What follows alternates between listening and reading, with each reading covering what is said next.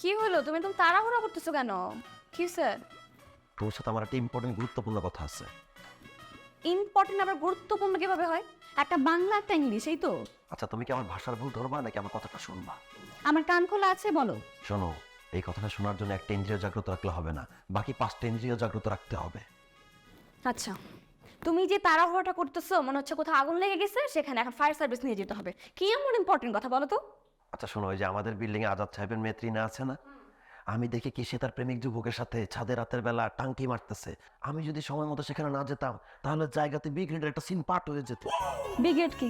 তুমি বুঝতেছো না? প্রেমিক প্রেমিকা ছাদে একেলা, একদম বাতাস, একটা পরিবেশ, তুমি বুঝতেছো না? না, আমি বুঝি না। আমি তো প্রেম করিনি, আমি বুঝবো কি হবে? আমি তো বিয়ে করে ফেলছি। তাও একটা কথা। এই ওয়েট ওয়েট ওয়েট, তুমি কিভাবে দেখলা যে তারা ছাদে সিং পাট করছিল? হুম? আচ্ছা, আমি যাচ্ছিলাম ছাদে বাতাস খাওয়ার জন্য, চুপি চুপি ছাদে গিয়েছি, গিয়ে দেখি ছেলে মেয়েগুলো টাঙ্কি মারতেছে। তুমি চিন্তা করো তো, আমি যদি সময় মতো না পৌঁছাতাম কি একটা অবস্থা হয়েছে তোমার। আচ্ছা, মানুষের পার্সোনাল ব্যাপার নিয়ে তুমি কেন নাক গলো? আমি না বুঝি না, এই অভ্যেস কি তোমার এখনো যাবে না? আর ঘটনা ঘটছে কালকে রাতে, তুমি আজকে আমাকে বলতেছো কেন? আমি সারা রাত ভেবেছি এই ঘটনাটা আমার কাছে গোপন থাক, কাকে বলবো কাকে বলবো, কাউকে না বলি। কিন্তু সকালে যখন চোখটা খুলেছি তখন আমি ভাবলাম আমার বই তো আমার আপন, সে ছাড়া কে আছে আমার জীবনে? আমি তাকে বলবো না তো কাকে বলবো বলো?